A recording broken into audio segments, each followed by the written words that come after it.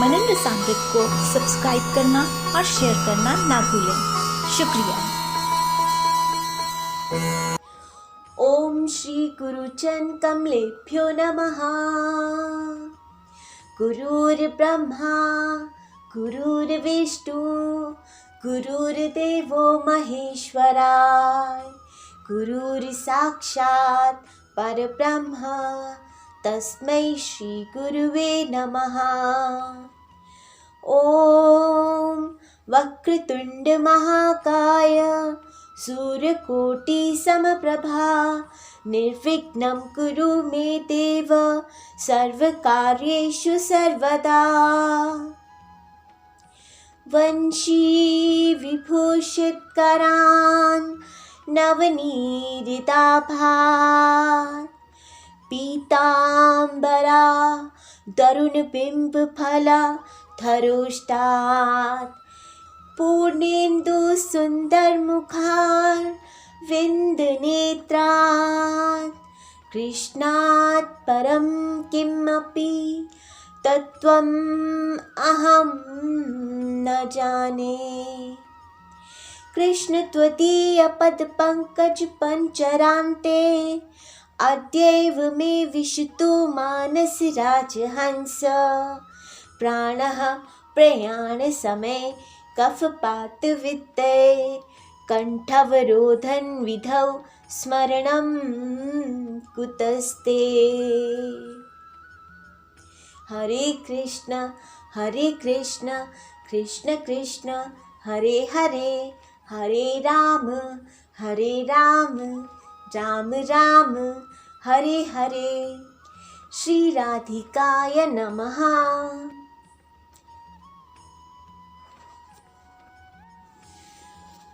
ओम हनुमन्ते नमो नमः। आइए कुछ देर के लिए चित्त को एकाग्र करने के लिए भगवान के नाम का कीर्तन करें।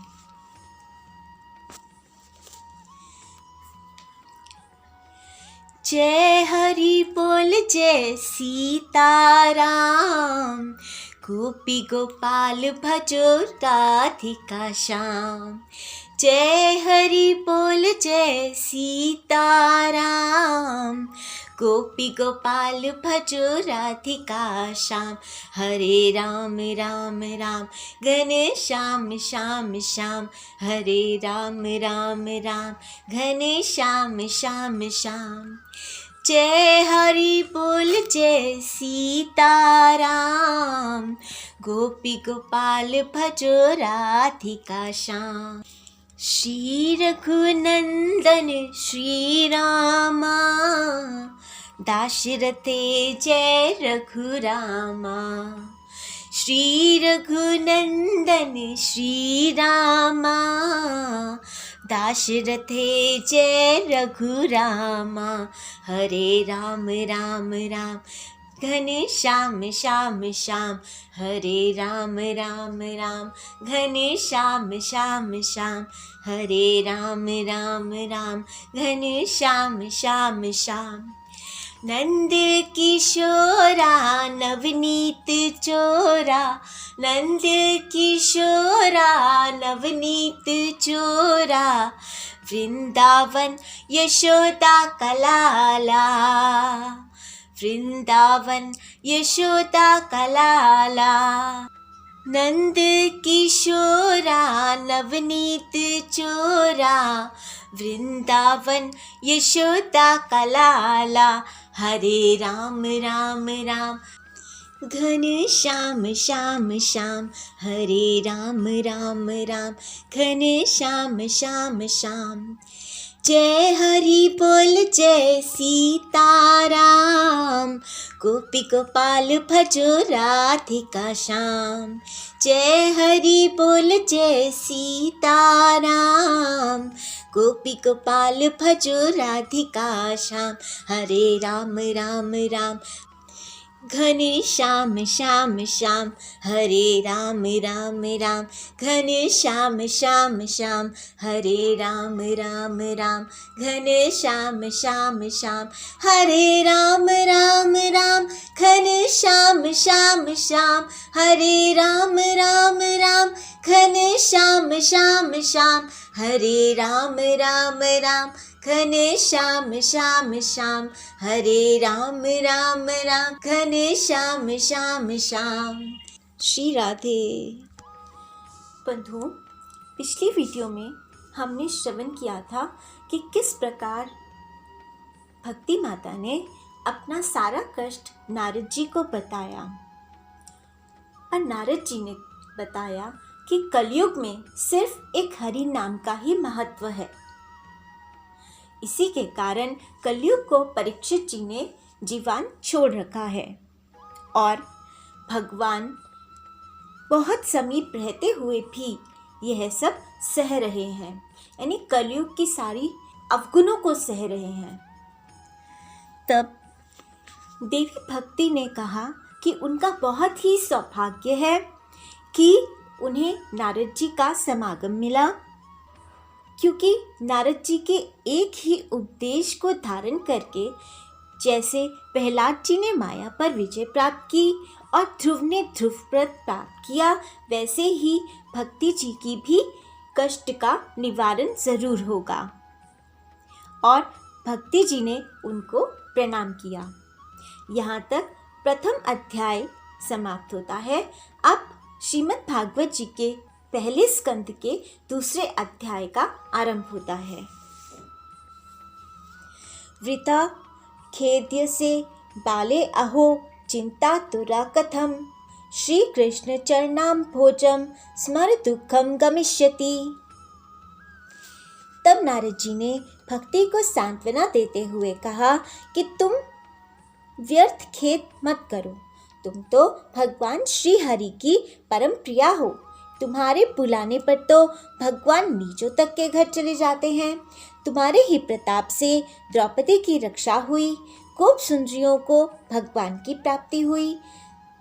सत्य, त्रेता और द्वापर युग में तो ज्ञान और वैराग्य भक्ति के साधन थे, लेकिन कलयुग में मुक्ति के लिए प्राणी मात्र तुम्हारे ही आश्रित हैं।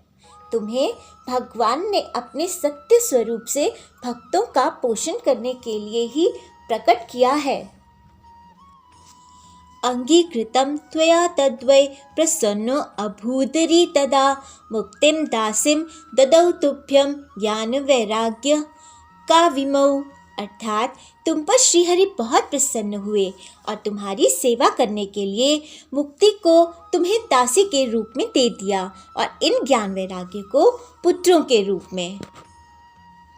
इसलिए तुम श्रीहरि के चरणों का ध्यान करो, तुम्हारे सारे कष्ट दूर होंगे। उपेक्षातः कलौ मंदो वृद्धौ जातो सुतौ तव, तथा अपि चिंतां मुच त्वमुपायं चिन्तयाम्यहम्। कलिना सदृशः को अपि युगो न अस्ति वरानने, तस्मिन् त्वां स्थापयिष्यामि गेहे गेहे जने जने। कलयुग में इनकी अपेक्षा होने के कारण तुम्हारे ये पुत्र उत्साहहीन और वृद्ध हो गए हैं। तुम चिंता ना करो, मैं इनके नव जीवन का उपाय सोचता हूँ। सुमुखी, कली के समान कोई भी युग नहीं है।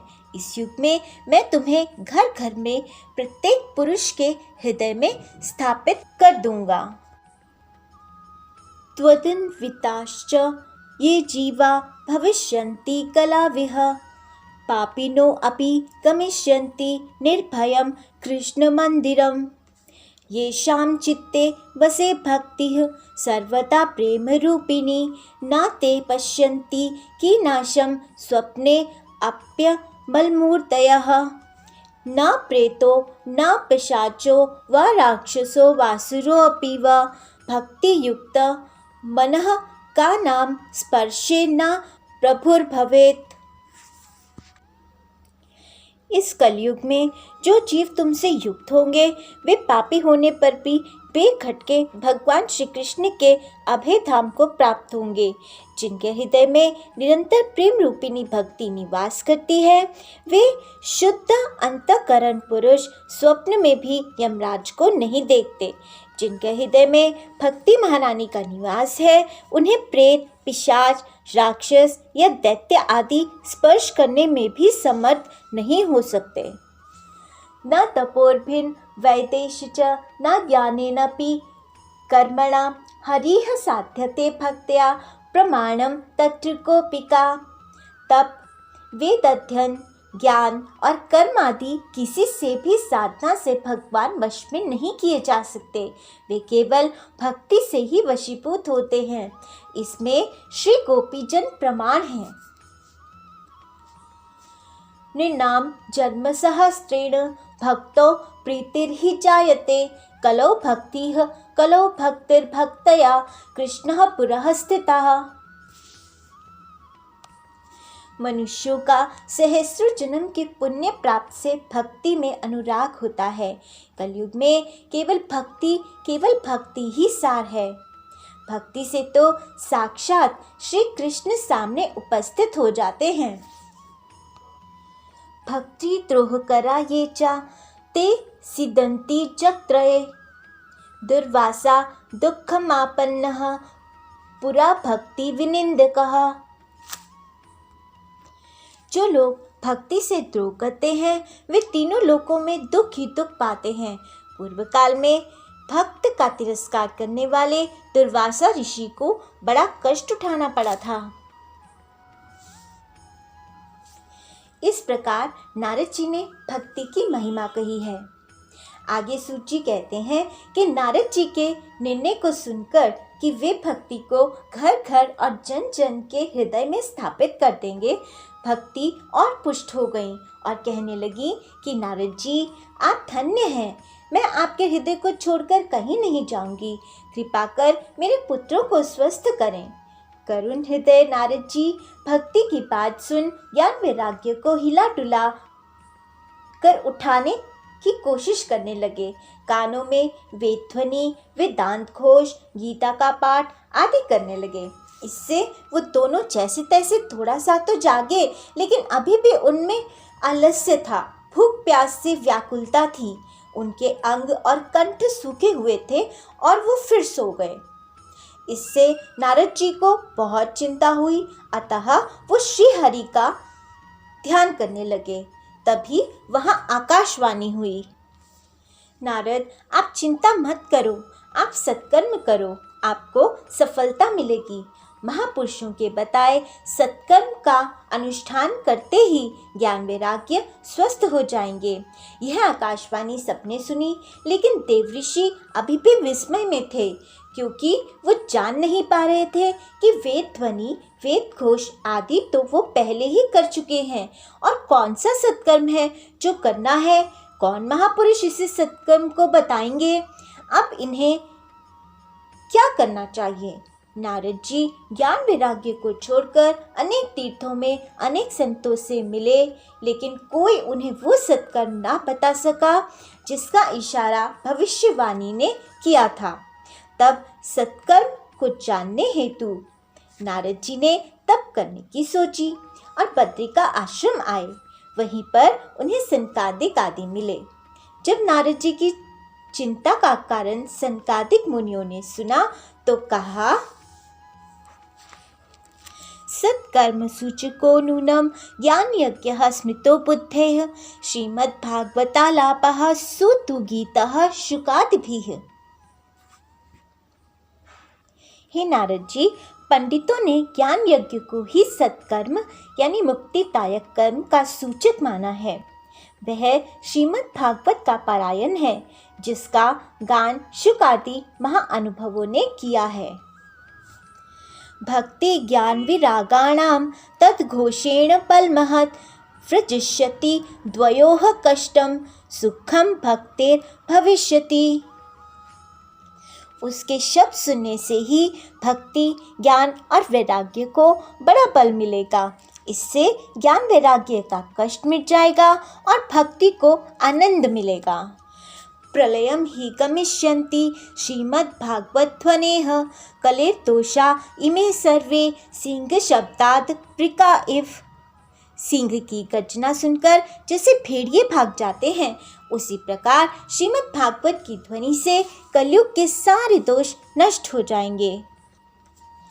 ज्ञान वैराग्य संयुक्ता भक्तिः प्रेम रसावहा प्रतीकेहम प्रतिजनम ततः क्रीड़ां करिष्यति।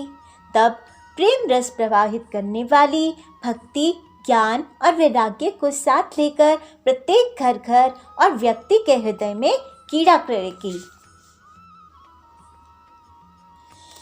यहाँ नारद जी को संशय हुआ। उन्होंने कहा कि मैंने सारे वेद गीता का पाठ और जो मैं कर सकता था किया, फिर भी ये नहीं जागे, तो ये श्रीमद् भागवत सुनने से कैसे उठ जाएंगे? श्रीमद् भागवत जी में भी तो वेदों का ही सारांश है। तब सनकादिक आदि ने कहा, अमूलाग्रम रसतिष्ठन् नास्ते न स्वाध्यते यथा स भूयः संपृथग्भूतः फले विश्व मनोहरा। जिस प्रकार रस वृक्ष की जड़ें लेकर शाखाग्र पर्यंत रहता है, किंतु इस स्थिति में उसका आस्वादन नहीं किया जा सकता, वही जब अलग होकर फल के रूप में आ जाता है, तब संसार में सभी को प्रिय लगता है। यथा दुग्धे स्थितं सर्पं स्वादायोपकल्पते पृथक भूतम ही तद्गव्यम देवानां संवर्धनम। दूध में घी रहता है, किंतु उस समय उसका अलग स्वाद नहीं मिलता, वही जब उससे अलग हो जाता है तब देवताओं के लिए भी स्वस्थ वर्धक हो जाता है। इक्षुणामपि मध्यांतं शर्करा व्याप्य तिष्ठति पृथक भूता च समिष्ठा तथा भगवती कथा। खांड ईख के और छोर और बीच में भी व्याप्त रहती है, तथापि अलग होने पर उसकी कुछ और ही मिठास होती है। ऐसे ही यह भागवत की कथा है।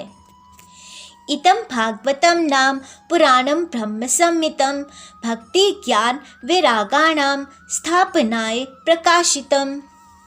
यह भागवत पुराण वेदों के समान है।